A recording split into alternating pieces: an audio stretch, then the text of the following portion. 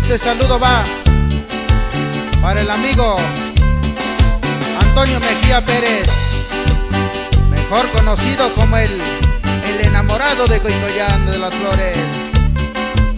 Eso, compadre.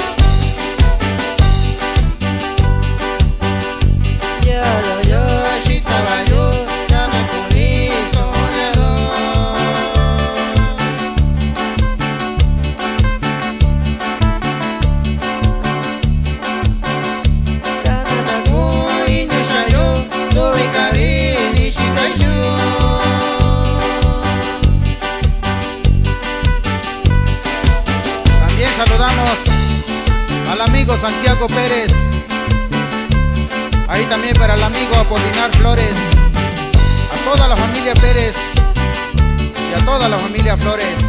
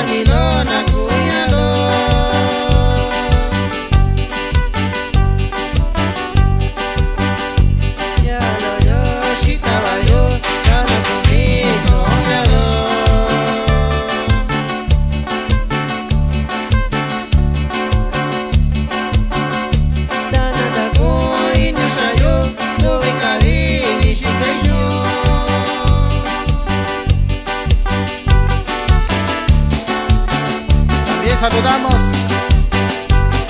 a toda nuestra gente hermosa de Coicoyán de las Flores, de parte de sus amigos ustedes, Grupo Corazón Oaxaqueño.